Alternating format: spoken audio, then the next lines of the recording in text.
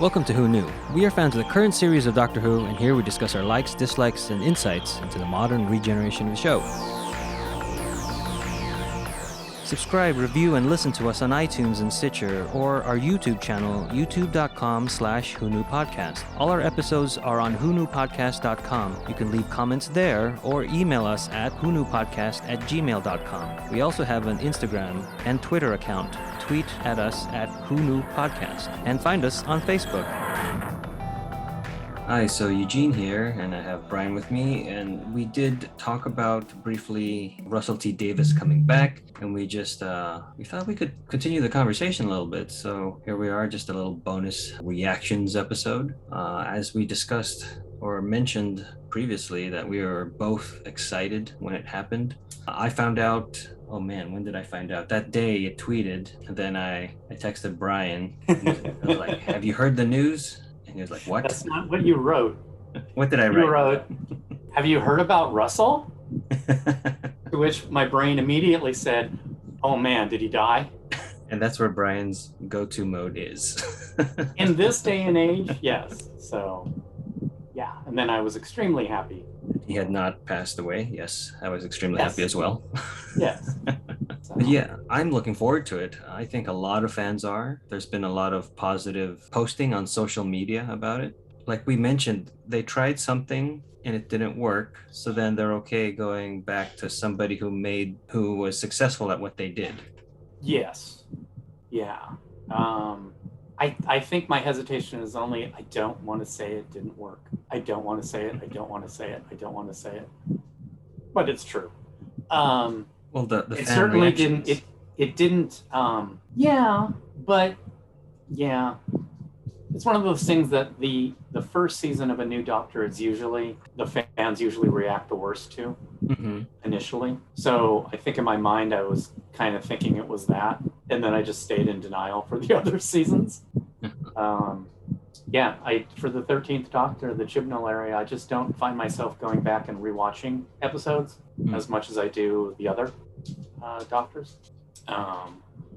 which is a bummer. But yeah, I was extremely happy that Russell was coming back. I was also happy because I was fearful that they were going to cancel the show altogether, that the BBC had no more faith in the show, and they were like, oh well, we'll just give it a break. Which they have done before, but this felt... Yeah. I think we were worried that it would be a little bit more permanent. There was a lot going through my mind on the initial moment, which, was just ecstatic that it's Russell.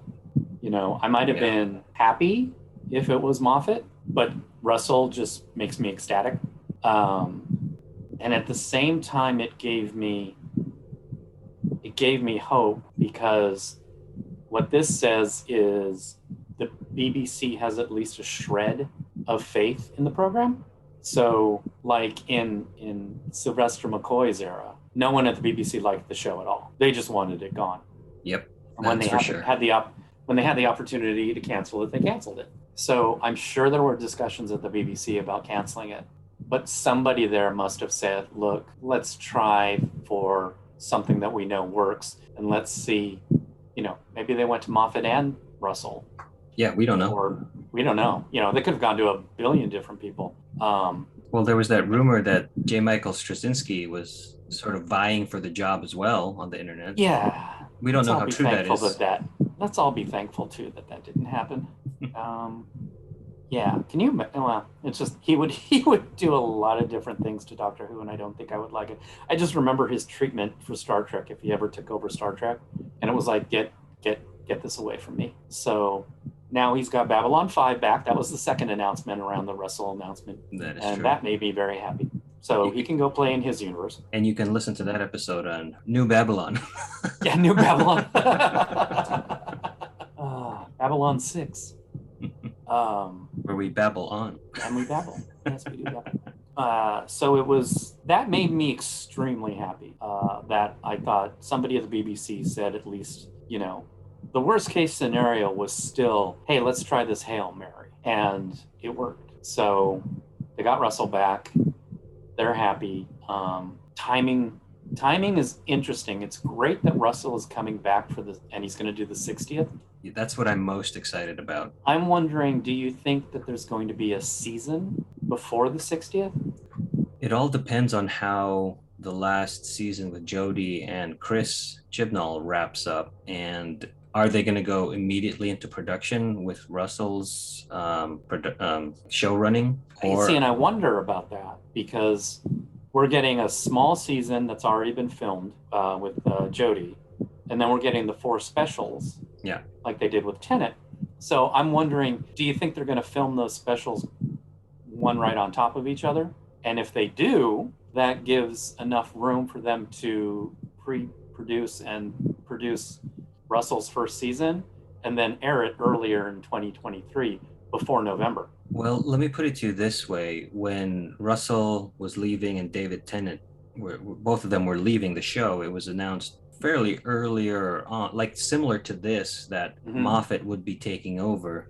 So there was enough time to, I think, work through that process where I think from Moffat to Chibnall, there wasn't that cohesion, if you will. It just felt like this is a new version of what we have. Right.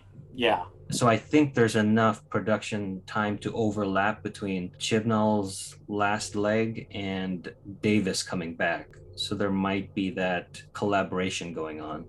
Because what I don't want to happen is I don't want Russell's first episode to be the 60th anniversary special. I can see that, yeah. Because you're going to be introducing a new doctor. So we don't know this doctor. Mm-hmm. And it's the 60th. So there's a very good chance that other doctors will and should be in it. Yeah. So how do we introduce a new doctor with having previous doctors? If we do. And if we do have previous doctors, do we have Jodie? And if we have Jodie, it's like she didn't leave. So how do you write that? It's like you're continuing the existing doctor, introducing a new doctor, and bringing back fan favorites. I really don't want that to be our introduction. If you could just have a few, maybe even specials, have a couple specials. Here's the new doctor, here are the new companions. And we can at least, maybe not settle down, but at least know the new universe. And know the doctor first and And know foremost. the doctor. Yeah. Yeah. So I'm kind of hoping they do it that way. They haven't announced anything. So No. The only announcement is that Russell is coming back. Yeah. Yeah, and much like the Marvel Cinematic Universe, I trust whatever they're going to do, just like I trust with whatever Russell wants to do, that I think it'll be entertaining enough for me. And I think, and I'm hopeful for the fun he'll inject back into the show. That's what I'm looking forward to, is the fun. Yeah. It hasn't been, and Russell's episodes, a lot of them went really dark. So But we're they were not talking balanced. like, well, it's how at least how I define fun. Am I entertained when I watch it? Yeah. So Turn Left destroys me whenever I watch it. Mhm. It is so sad and just so heart-wrenching. But I get enjoyment out of watching that Mhm. episode of entertainment. And with Chibnall and Jodie Whittaker's, it's kind of the opposite, where they've had some amazing episodes, amazing ones. Rosa, I would put the episode Rosa in the top 10 of all Doctor Who. Yeah. But was it fun? Was it did you get that emotional satisfaction from watching it? Yes, it was very emotional, but it was also kind of the only thing I can think of that was a moment of levity in that episode was, well, Doctor, you're not Banksy, are you? Oh no, I'm not Banksy. Or am I? There wasn't a good Doctor Who balance. But, you look at Turn Left, it doesn't have much humor in it either, but there's just something there. Well, I'll go to the opposite example and cite Boomtown, where on the surface that is a super silly episode. You bring back the Slitheen, who are essentially farting aliens. Yeah. But you have a conversation at a dinner table with Margaret. Yep. And the Ninth Doctor, and amongst this silliness, you have a moment that is self-reflective and very mature for a kid's show. Yes. So that's the balance that I'm looking forward to, like the opposite way as well. where it's Mm-hmm. fun and silly, but we still get to tackle meaningful subjects. Right. And the allegory of the show wasn't done as well as it was done in the past. You know, there's all that online stuff where it's like, oh, Doctor Who's become political. How dare you? It's always been political. I mean, if you watch a classic Doctor Who episode and there's a problem with something going on under the ocean, that is always going to be uh, a political, environmental message talking about oil drilling in the North Sea, because that was new and huge at the time of classic Doctor Who, and there was a lot of people who thought it was a terrible idea. You know, even is it the second Doctor who has the one where it's like, oh, somebody's interfering with our oil pipeline Oh, under the I ocean. think I think so. With the it's half animated. That Yeah, serial. yeah, and you know, like Joe Grant leaving the show, that was a total environmentalist Mm-hmm. episode. I mean, it's always been political. It just doesn't scream, "Hi, I'm going to be political right now." Yeah, because when we've done classic episodes like Warriors of the Deep, we saw the Cold War aspect of it Mm-hmm. and the environmental as well. Yeah, and also the for the classic show, the Nazi Illusion. motif. Yeah, there you go. Yeah, Yeah. it was just like, you know, World War II was a lot closer during classic Doctor Who time. So a lot, you know, the Daleks were Nazis. Straight up, you can't argue it. The Daleks were Nazis. Yeah. And that's because you could do that then and not pound it over people's heads because they already knew what was going on. Yeah. Like a good example is, oh, what's the first name of the actor whose last name is Noth? Christopher Noth. But his episodes of Chibnall's Doctor Who, he's such a Donald Trump character. I thought they were going to go more uh, Yeah, outrageous with it. you couldn't get past it. It Yeah. was just all over. And Russell would sometimes allude to things, but like he would have a president of the United States that was arrogant and an idiot, but you would need to narrow it down more than that to get to a real president. Yeah. And when he did have a real president, when he did have Obama as president, it didn't work. That to me was a fail, where it was like, no, don't do that. So again, I think Russell can handle making things relevant and have an allegory. Mm-hmm. And it'll be nice to have that again. Yeah, the other thing I'm hoping for is a little bit more camp, because what's going on now and what has been going on for a while is that it's been a little too dark and serious. Mm-hmm. Where You want a mauve alert? how do I explain this? I don't want cardboard sets and I don't want trash bag aliens, but I want that a little bit of fun and camp that I think Russell balanced well, because the special effects weren't what they were when Moffat took over, when Chibnall took over. I mean, these things look like movies now, where I think we need to dial it back a little bit and just have fun instead of it too slick. Maybe it's too slick. That is what I'm thinking of.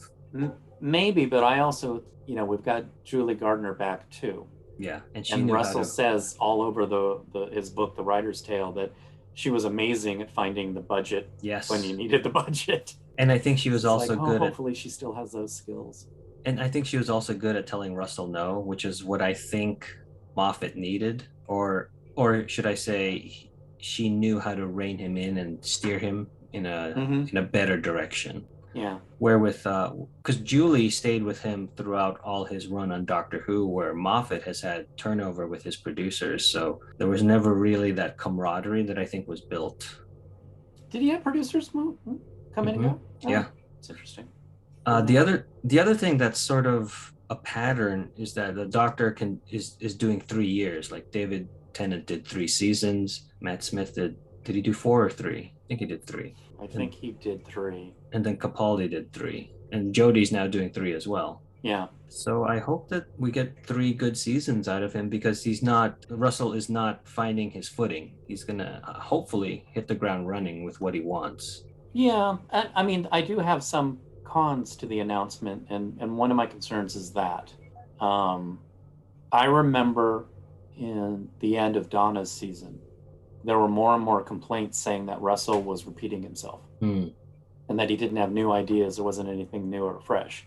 The thing is, didn't I didn't necessarily see it because to me they were still good episodes. Um, but there is that concern where it's, uh-oh, I hope I hope he has the ability to do a fresh take in a way that he knows how to do it well. And like we've mentioned, he'll probably have his first 3 episodes. We can tell what they are: modern day, future, and then past. Yeah. And the thing is that good as long as they're good episodes. Yeah. You know, I mean, to me, that doesn't seem to be doing that. It's just, it's not, it's not an obvious thing. I really do hope that he doesn't have the companion be a love interest. He needs to let that go. Um, It'll also be curious to see what he's learned and matured because it's what, 10 years to 15? mm-hmm. 10 years? 15? I think Yeah. 15 years since he brought back the show. So is he I want to know what he was influenced by because he said that Buffy the Vampire Slayer was a very big influence for what he did with his run in 2005 as far as telling one big story over a season. I wonder what he's going to be influenced by now that he's coming back to Doctor Who and what is he going to inject into it. Yeah. I'm hoping. I liked his formula. I did too. Standalone episodes with hints, and sometimes you don't even know they're hints. And I think he did it the best. Yeah. Yeah. Did Moffat do it? Moffat did do it with the cracks in the wall and the the cracks in the wall. That's right. And the silence being mentioned all the time, but they felt like just too overt. So I'm hoping that he can kind of still Russell can still pull that off as far as here are the clues and you will see it or you will be like aha as soon as the season is done. Yeah, and Russell's payoffs were always worth it. They were.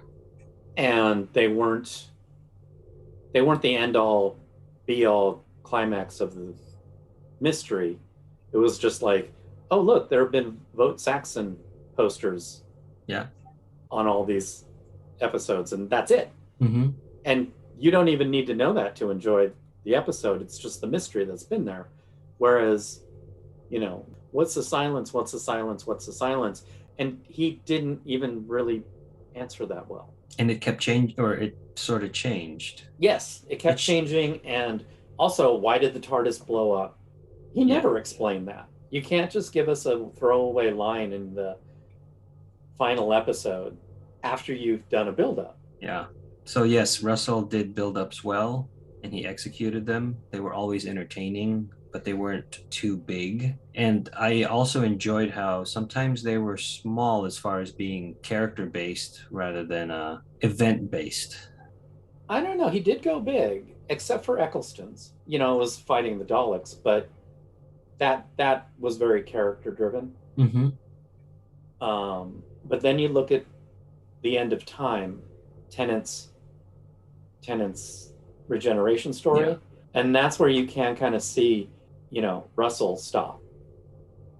You're throwing in too much. He wanted to make, according to the writer's tale, he wanted to make a smaller episode that was just character driven and only affected one ship, a family of people on one ship. But other people didn't agree, so he had to make it bigger. But at the same time, he tried to keep the concept of the ship. So he had the two aliens on the ship who were just kind of there, basically just to be a means of transportation.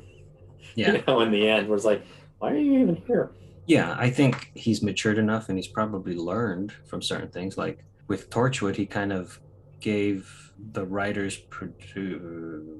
producers, directors, maybe, make this dark. And then that was it. Where with Sarah Jane Adventures, he was a little bit more hands-on, I feel. So that like fun and that maybe broader appeal might be the best way to put it, because it's a show aimed for kids, but yet me as an adult, that's the most enjoyable spin-off of Doctor Who, even Class, I would put it there. And because it retains that fun and that balance between like sort of camp serious like character studies, but also fun and adventure. Yeah, yeah. And, you know, he learned a lot, I think, from Torchwood, Yeah. where it was like, okay, I'm doing a lot of things. So here, make it dark. And then he focused on the other things and then went, oh, okay. I did say dark, and boy, that's what you guys did. Wow. And it was too dark for him. Mm-hmm. Um, I don't think he'll do that again. No. I don't think the days of spin-offs occurring at the same time are ever going to happen again. So we don't need to worry about that. I'm just thinking of the Sarah Jane Adventures, the episodes that we've done and like the crossovers with the current Doctor at the time. Those were a Mm-hmm. lot of fun, and watching them, I can almost just watch those specials, those two-parters on their own. Like Oh yeah, I don't really definitely. need the rest of the season. And I think that's what's also good is that he's able to take classic Who's mythology and find a way to make it current, and it's not like he's being bogged down by all this canon. So that I enjoyed about his the way he Yeah. did it. He's very good at his premise. Mm-hmm. You know, coming back after so many years and rebuilding the show. I mean, I wasn't watching Doctor Who at the time, so I don't know fan reaction after the fact or Mm-hmm. at the time. Yeah, yeah. I know it now after the fact. But the thought of here's the first episode and all the Time Lords are gone. Mm-hmm. There's no more Gallifrey. There's no more Time Lords. That's jarring. But at the same time, to me, that episode is still a Doctor Who episode. It still works because Yeah. he has the ability to make it work. Yeah. And I mean, just like the death of the Doctor episode where Matt Smith's Doctor is presumed to be dead, I knew nothing of Joe Grant, but he introduced Joe Grant in such a way that I wanted to figure out and watch episodes of who she is. And Mm-hmm. I felt the same way he did that with Sarah Jane Smith in School Reunion. I had no idea about K9, and I've maybe seen Sarah Jane with Tom Baker in print or in publications, but I Mm-hmm. had never really seen an episode with her. And then I went back and watched the Ark episode, Ark in Space, and I was like, no wonder these two are the iconic versions of classic Who. Yeah, and for that one, I came at it from a different point of view because I knew Sarah Jane and I knew K9 and loved it. Absolutely, it was just like you.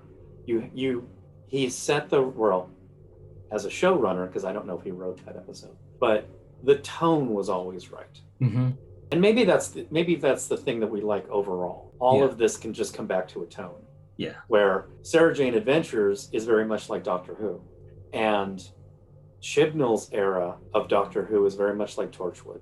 And is that what we want? You know, I think, Torchwood's fine and dandy, but it's not Doctor Who. yeah, like we want that balance between the opposite ends of the spectrum. Yes. Yeah. Yeah. We need we just need the overall series tone, which he invented for the Mhm. modern age. We need to go back to that, which means, also keep it relevant. Don't write it like it was 15 years ago. Yeah, and I think he's good at that because he brought I back do too. he brought back something that had taken a hiatus or a break for 15 years and he made it relevant. Mm-hmm. So I think he can Yeah. do that now. And it's not like he hasn't been doing things since. Yeah. He had a very English scandal, which won a ton of awards. And Europe loves, I'm constantly delivering that show to European clients. And then, he's done his other ones. I don't know how his cucumber and pickle series went, but there was that other one that actually came out more recently than English Scandal. That it was one of those things I think people either loved it or hated it, but the one thing that they did do was talk about it. I'm trying to see if I can find it. I know he did another kid show like Wizards and Aliens. Did he? I think so. I mean, because what I know him, It's a Sin. Oh, how can I forget that? Yeah, so he had a show, and I think it was on HBO here in the States. Okay. And from what I know of Russell, I don't want him to be doing those sort of themes. Mhm. He doesn't need to go that far with these themes, but I don't think he will because he knows better. No, yeah, I think he's smart enough to know what the audience is and Mm-hmm. the balance. Yeah, which is the sign of a really good actor.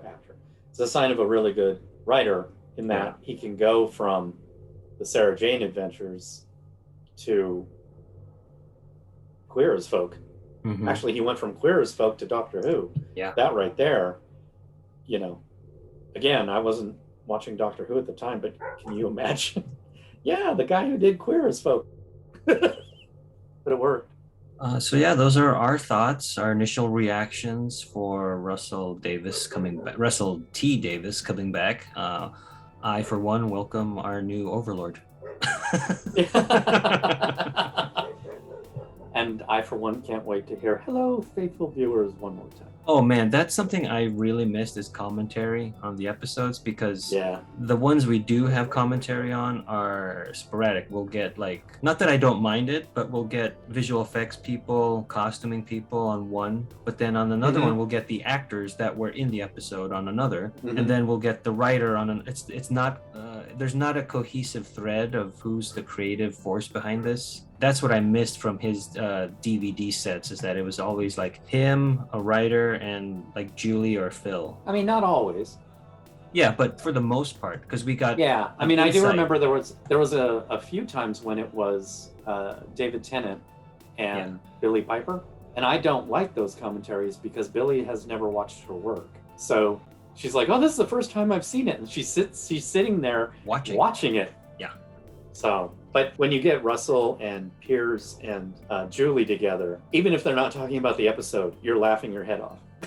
Yeah, it's still like it's kind of like the audio commentary on Big Trouble in Little China. It's just John Carpenter and Kurt Russell slowly getting drunk as the movie goes on.